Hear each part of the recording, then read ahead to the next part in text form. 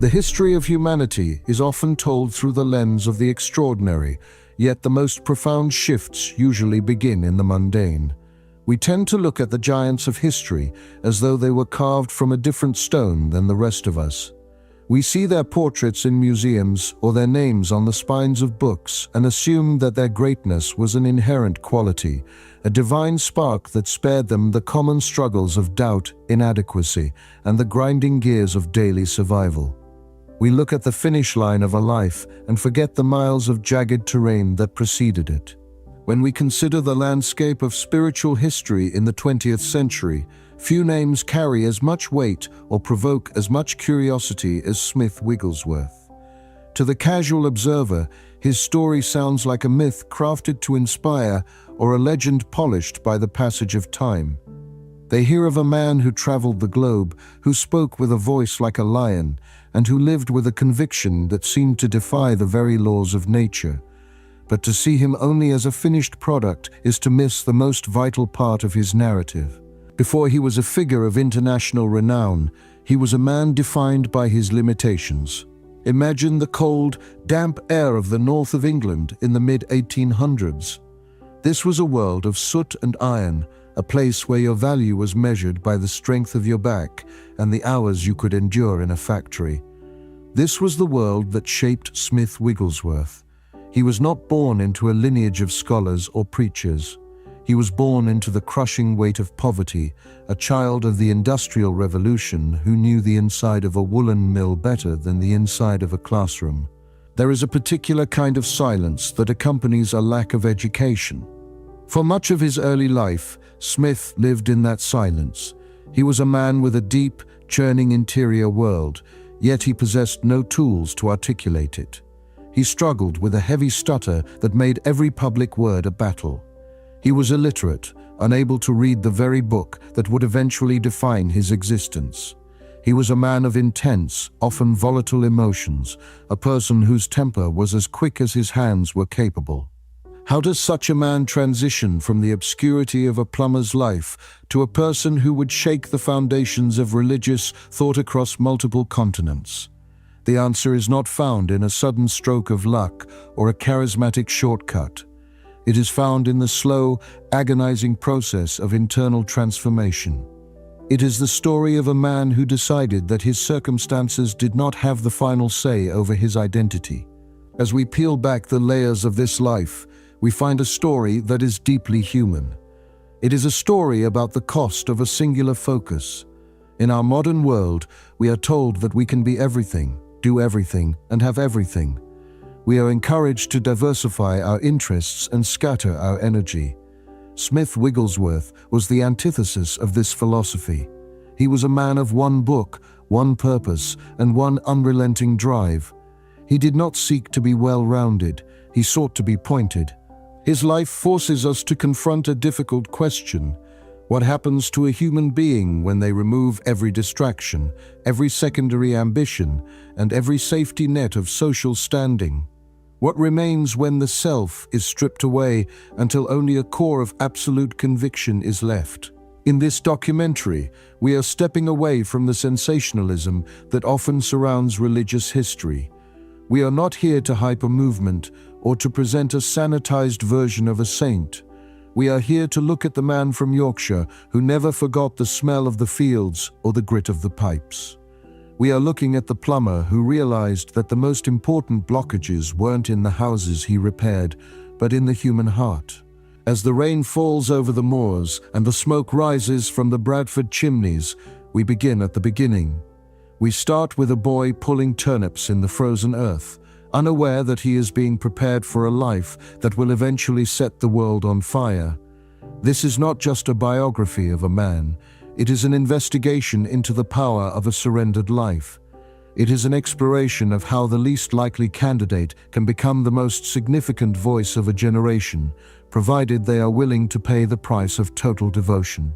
The legacy of Smith Wigglesworth is not found in monuments or grand institutions.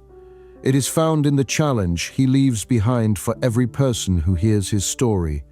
It is a challenge to look past our own stutters, our own lack of pedigree, and our own volatile natures to see if there is something higher calling us. How does a plumber with no formal education become one of the most talked about figures of his era? He does it by refusing to remain the man he was born to be. He does it by embracing a discipline that most would find unbearable. He does it by believing that the invisible is more real than the visible. Let us go back to the beginning. Let us look at the soil, the struggle, and the silent years. Let us look at the man before the mantle. To understand the man, one must first understand the environment that demanded his resilience. Smith Wigglesworth was born in 1859 in the village of Menston, nestled within the rugged landscape of Yorkshire, England. This was not a place of leisure. The mid-Victorian era in northern England was defined by a harsh industrial reality where the line between survival and ruin was razor-thin. The Wigglesworth family lived in a small cottage that offered little protection from the biting winds of the moors, and from his earliest days, Smith was acquainted with the physical toll of poverty. At an age when modern children are just beginning their formal education, Smith was already a laborer. By the time he was 6 years old, he was working in the fields alongside his mother. His small hands spent hours pulling turnips from the cold, heavy earth, a task that required endurance far beyond his years. A year later, his world shifted from the open fields to the cramped, noisy confines of the woolen mills. The transition from agriculture to industry was a common path for the working class of that era, but it was one that robbed children of their youth. The air in the mills was thick with dust and lint, and the mechanical roar of the looms provided the soundtrack to his developing mind. Because of this constant labor, formal schooling was an impossibility. Smith grew into his teenage years unable to read or write, a deficit that could have easily relegated him to a life of quiet desperation. In the 19th century, illiteracy was a massive barrier to social or spiritual advancement. It created a world that was small and functional, focused entirely on the immediate needs of the body. Yet, even in the midst of the mechanical grind of the mill, there was a stirring within him. He was a boy who felt deeply, even if he lacked the vocabulary to explain why. His early spiritual exposure was a mixture of different traditions. He attended a local Methodist church with his grandmother, and later he found himself drawn to the simplicity of the Plymouth Brethren and the fervor of the early Salvation Army. However, his internal struggle was not just with his lack of education, but with his own nature. Smith possessed a notoriously difficult temperament. He was a man of quick flashes of anger and a bluntness that often bordered on the abrasive. He was rough-hewn and unrefined, a physical embodiment of the industrial world he inhabited. In his late teens, Smith moved to the city of Bradford to begin an apprenticeship in plumbing. It was a trade that suited his tactile, practical nature. Plumbing required a logical mind and a willingness to get one's hands dirty. It was about the hidden systems of a building, the essential pipes and valves that kept a structure functional. This profession would define his working life for years, earning him the nickname that would follow him forever, the plumber. However, the most significant turning point of his young life was not a professional one, but a personal one. It came in the form of a young woman named Mary Jane Featherstone, known to everyone as Polly. If Smith was the unpolished stone, Polly was the architect who saw the potential within it. Polly came from a background that was spiritually vibrant and socially active. Unlike Smith, she was articulate, educated, and possessed a natural gift for public speaking. When they married in 1882, the contrast between them was stark. Polly was a prominent figure in the local mission scenes, often preaching to crowds, while Smith remained in the background. It is here that we see the true humanity of Smith Wigglesworth. It would have been easy for a man of his era and temperament to feel resentful or diminished by a wife who possessed more social capital and skill than he did. In fact, he did struggle. There were seasons where his frustration boiled over, where he felt alienated from the very spiritual life Polly embraced so fully. The dynamic of their early marriage was a crucible. Smith was a man who wanted to be better, but didn't know how to bridge the gap between his rough exterior and his inner hunger. Polly became his greatest teacher. With a patience that mirrored her faith, she sat with him night after night, using the Bible as their primary textbook. She taught him to read, syllable by syllable, through the ancient texts. This was not just a lesson in literacy, it was a deep immersion into a specific worldview. Because the Bible was the only book he truly learned to read, it became the very foundation of his thought process. He didn't have to unlearn other philosophies or navigate competing intellectual theories. His mind was formed by the rhythms and commands of the Scriptures. Despite this progress, Smith's personality remained a challenge. He was still a man of the old world, hard-working, rigid, and occasionally harsh. He once became so frustrated with Polly's dedication to her mission work that he told her if she wasn't home by a certain hour, he would lock the door. When she arrived late, he followed through, forcing her to sleep in the porch area. The story goes that when he opened the door the next morning, expecting a confrontation or a broken spirit, he found her cheerful and unfazed. This quiet, unshakable strength in Polly acted as a mirror to Smith's own instability. It showed him that his strength was actually a form of weakness, and that true power lay in the kind of self-control and joy he saw in her. This period of his life is vital because it anchors the legendary figure in reality. He was a man who worked a trade, who struggled with his marriage, and who had to fight for every bit of knowledge he possessed. He was not a natural. He was a product of intense, daily discipline and the influence of a woman who refused to let him remain stagnant. By his 30s, Smith had built a successful plumbing business in Bradford. He was a provider and a family man, but the holy dissatisfaction was growing.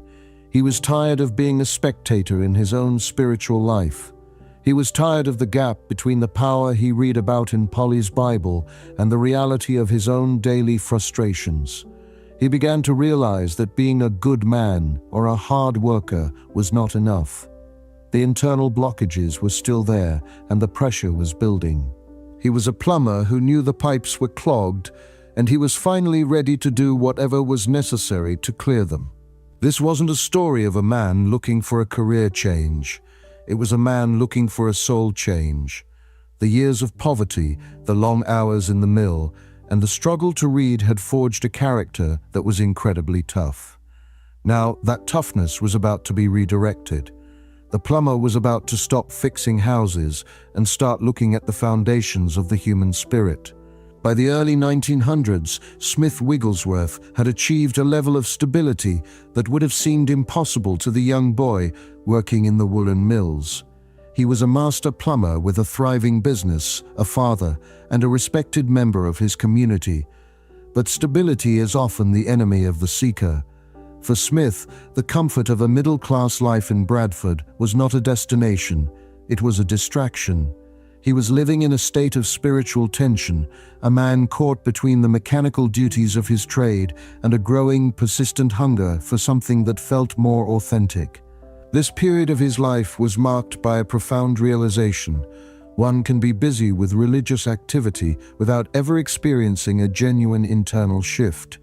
He saw his wife, Polly, operating with a level of peace and effectiveness that eluded him. He was still the man of the short fuse. He was still the man who relied on his own willpower to maintain his character. He began to see that his efforts to improve himself were like trying to patch a rusted pipe that needed to be completely replaced. He was tired of the patches. The year 1907 became the pivot point of his entire existence. News had reached Bradford of a spiritual move happening in the town of Sunderland, led by an Anglican vicar named Alexander Boddy. People were talking about a renewed sense of devotion and experiences that mirrored the accounts found in the early chapters of the New Testament. To many of his peers, these reports were chaotic or unnecessary. To Smith, they were a lifeline. He decided he had to see it for himself. When he arrived in Sunderland, he was not met with instant enlightenment. In fact, his initial experience was one of deep frustration. He was a man of action, and he expected a direct, transactional encounter with the divine. He wanted what the others had, and he wanted it immediately. He spent days in meetings, praying with an intensity that bordered on desperation. He was looking for a feeling, a sign, or a bolt of lightning that would validate his journey.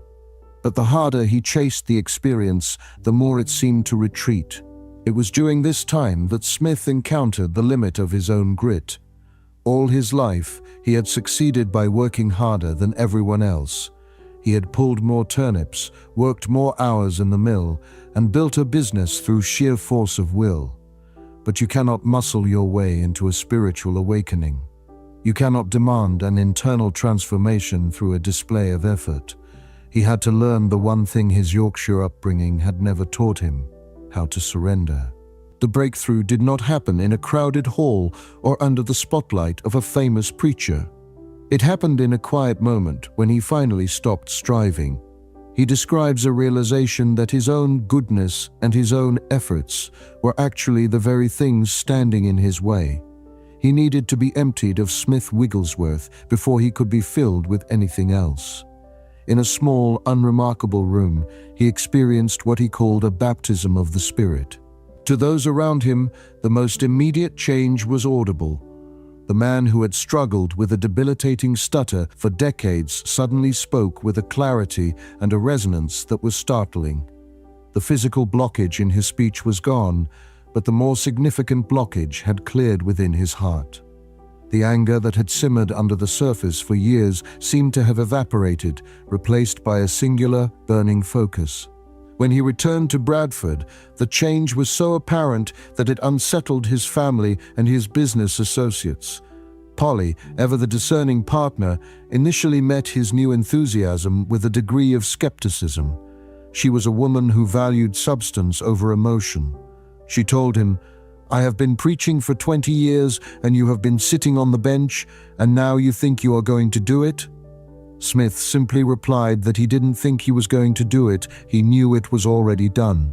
He didn't wait for a platform or an invitation to test this new reality. He began where he was. He went to his plumbing jobs and spoke to his clients, not as a tradesman, but as a man who had seen something they hadn't. He started visiting the sick in the poorest parts of the city. He wasn't interested in theological debates or the politics of the church. He was interested in the practical application of faith. If the book he had learned to read was true, then the power it described should be available in the streets of Bradford, not just in the pages of history. This season of his life redefined his understanding of discipline. Before, his discipline was about self-improvement. Now, it was about self-maintenance. He realized that the human mind is a battlefield, and that without a rigorous, daily commitment to his spiritual focus, he would slide back into the man of the old temper and the small vision. He began the habit that would define the rest of his years, the constant immersion in Scripture. He would not allow himself to engage with the world until he had first engaged with the Word. He was no longer a plumber who happened to be religious. He was a man of faith who happened to do plumbing.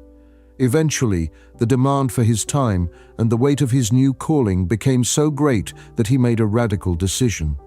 He closed his business, put down his tools, and walked away from the financial security he had worked 30 years to build. He had no salary, no backers, and no plan other than to go where he felt directed. This was the end of his private life and the beginning of his public legacy. He had moved from the struggle of the soil to the clarity of the Spirit. He was no longer trying to fix the world's pipes. He was looking for the source of the water. The turning point was complete. The man with the stutter was gone, and in his place stood a voice that was about to be heard around the world. When Smith Wigglesworth walked away from his plumbing business, he wasn't just leaving a trade. He was abandoning the safety of a predictable life. The ministry years that followed were not characterized by the polished professionalism we often associate with public figures today. Instead, they were defined by a raw, unfiltered intensity that earned him a reputation as one of the most unconventional figures in modern history. He didn't have a marketing team or a grand strategy. He had a Bible, a suit, and a conviction that had been forged in the industrial fires of his youth. His approach to people was famously direct. Because he had spent decades fixing what was broken in the physical world, he approached spiritual and physical suffering with a craftsman's eye. He didn't see a reason to be delicate with things he believed were destructive. This led to a style of ministry that many found jarring. He would often speak to illnesses as if they were personal enemies, commanding them to leave with a voice that carried the authority of a man who had already won the battle in private prayer. He wasn't interested in the performative aspects of a miracle. He was interested in the result. This boldness was not a personality trait, it was a practiced discipline. Smith understood that the human mind is naturally prone to doubt and hesitation. To counter this, he developed a lifestyle of extreme mental and spiritual rigor. He famously refused to read anything other than the Bible. He wouldn't allow a newspaper in his house, believing that the world's report would only serve to clutter the clarity of his focus. He lived by a rhythm of prayer that occurred every 15 to 20 minutes, regardless of where he was or who he was with. He was a man who lived in a state of constant, conscious connection to his purpose. As his reputation grew, invitations began to arrive from around the world. He traveled to the United States, Australia, New Zealand, and throughout Europe. Everywhere he went, the stories followed. But if you look past the claims of the extraordinary, you see a man who was deeply committed to the individual. He would spend hours visiting the sick in the slums of whatever city he was in, often slipping away from the large crowds to find the one person who was too forgotten to attend a meeting. However, the strength of his personality was also his greatest challenge. Smith remained a man of deep, sometimes difficult, intensity. He could be abrupt with those he felt were being insincere, and his lack of formal education meant he had little patience for theological nuance. He saw the world in black and white, faith or fear, life or death. This binary view made him incredibly effective, but it also made him a polarizing figure. He wasn't a man who sought to be liked, he sought to be useful. The greatest test of his character during these years was not the pressure of the crowds, but the weight of personal loss. In 1913, at the height of his emerging influence, his wife Polly died suddenly. She had been his anchor, his teacher, and his most honest critic. When she passed, many expected Smith to collapse or to retreat into the quiet life of a widower. Instead, he stood at her funeral and thanked God for her life, then went back to work. He believed that the mission was larger than his grief. He began to travel even more extensively, as if trying to outrun the silence she left behind. His daily routine during these international travels was a testament to his Yorkshire roots. He woke early, spent hours in study, and maintained a strict diet and physical regimen. He believed that the body was a vessel that had to be kept in top condition to handle the spiritual demands he placed upon it. He was a man who lived at a high operating pressure, much like the steam systems he used to repair as a plumber. What made people flock to him wasn't just the stories of miracles, it was the sheer gravity of his presence. People reported that just being in the same room as Wigglesworth forced them to confront their own lack of conviction. He didn't offer comfort in the traditional sense. He offered a challenge. He challenged people to take responsibility for their own internal state, to stop making excuses for their lack of faith, and to move into action. He often told people, "I am not moved by what I see." This became his mantra. In a world that was becoming increasingly obsessed with the visible, the scientific, and the measurable, Smith was a throwback to a more primal way of being. He operated as if the physical world was merely a thin veil over a much more significant reality. If a situation looked hopeless, he simply refused to acknowledge the hopelessness. He stayed in the room of his conviction until the reality outside matched the reality inside. Despite his fame, he never allowed himself to become a wealthy man. He maintained the same simple tastes he had in Bradford. He didn't want the clutter of possessions to slow him down. He saw himself as a soldier on a constant campaign, and soldiers don't carry extra weight. His mistakes were usually those of overzealousness or a lack of tact, but his integrity was rarely questioned. He was the same man in a private room in Switzerland as he was in a public hall in London. The ministry years were not a victory lap. They were a long, sustained labor. He was fixing the spiritual infrastructure of everyone he met, using the same rugged determination he had used to pull turnips as a child. He was proving, day by day, that a life of singular focus could produce results that defied explanation. He was no longer just Smith from Menston. He had become a symbol of what happens when a human being decides to believe one thing, and one thing only, with all their heart. To understand the spiritual philosophy of Smith Wigglesworth, one must look past the external displays of his meetings and into the internal framework he built within his own mind. His theology was not academic, it was architectural. He viewed faith not as a set of ideas to be debated, but as a structure to be lived in. Because he had spent the first half of his life working with physical systems, he approached the spiritual world with a mechanic's demand for results. If something didn't work in practice, it had no value to him. At the center of his philosophy was the concept of faith as a daily act of the will rather than a fluctuating emotion. He famously taught that he never asked Smith Wigglesworth how he felt. He understood that the human body and mind are subject to 1,000 different influences, from the weather to physical fatigue. If he allowed his actions to be dictated by his feelings, he would be as unstable as a house built on sand. Instead, he made his feelings follow his faith. This was a radical rejection of the modern cult of authenticity that encourages us to act only when we feel inspired. For Smith, the act of moving was the trigger for the inspiration, not the other way around. He believed that the mind was the primary battlefield. He often spoke about the renewing of the mind as a violent process. It wasn't enough to simply read a text. One had to consume it until it replaced the natural thoughts of fear and limitation.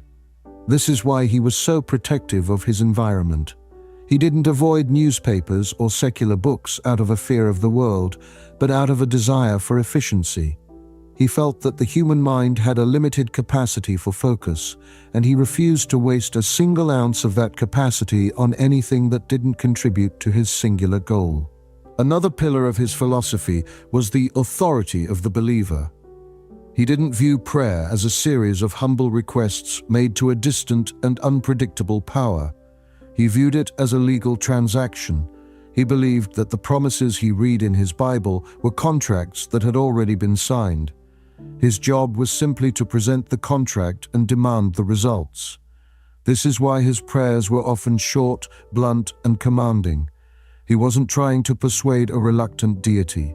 He was enforcing a law he believed was already in place. Finally, his philosophy was rooted in the idea of total surrender. He often used the phrase, "only believe," but for him, believing was the most difficult work a human could perform. It required the total abandonment of self-reliance. He saw his own natural talents, his business success, and even his own personality as potential obstacles. He wanted to be a clean vessel, a pipe through which water could flow without being contaminated by the rust of the ego. This required a level of daily humility and self-correction that remained hidden from the public eye. As the 1940s dawned, the world was a very different place than the one Smith Wigglesworth had been born into. The horse and carriage had been replaced by the jet engine, and the simple industrial towns of his youth were now part of a global, interconnected landscape. Yet, as he entered his 80s, Smith remained remarkably unchanged. He did not update his message, he did not soften his delivery, and he did not seek the comforts of a quiet retirement. Consistency is perhaps the rarest trait in human history. Many people start with fervor, but few finish with the same fire. Smith was the exception. Even as his physical body began to show the wear of nearly 9 decades of labor, his spirit seemed to grow more urgent. He continued to travel, to speak, and to challenge everyone he met. He was a man who had successfully outlived his own doubts. In 1947, at the age of 87, the end came with the same lack of drama that characterized his best work. He was attending the funeral of a fellow minister in Wakefield. He had spent the morning in his usual routine of prayer and study. As he entered the church vestry, he let out a short sigh and simply sat down. Within moments, he was gone. He didn't linger in a hospital bed. He didn't suffer a long decline. He moved from one life to the next while in the middle of a task, a workman finishing his shift. The legacy of the plumber from Menston is not found in a grand tomb or a massive organization. It is found in the provocation of his example. He left behind a challenge that still echoes. Is it possible for an ordinary person to live an extraordinary life through the power of a single focus? He proved that education is not a prerequisite for influence. He proved that a volatile temper can be harnessed into a focused force for good. He proved that poverty is not a permanent identity. But more than anything, he proved that faith is not a feeling we wait for. It is a choice we make again and again, every 15 minutes of every day. We look back at the life of Smith Wigglesworth, and we see a man who was grounded but cinematic, simple but deep. He was a man who knew the weight of a pipe and the weight of a soul. He didn't offer the world a new religion. He offered it a reminder of what is possible when a human being stops making excuses and starts taking action. As we close the chapter on this life, the question remains for the viewer. We may not be called to the same path, and we may not have the same rugged Yorkshire grit, but we all have our own pipes to fix, our own turnips to pull, and our own inner silence to overcome. What would happen if you were as consistent with your purpose as the plumber was with his? What would happen if you refused to be moved by what you see and started being moved only by what you believe? The story of Smith Wigglesworth is not a call to follow a man. It is a call to follow a discipline. The pipes are waiting. The tools are in your hands. The rest is a matter of faith.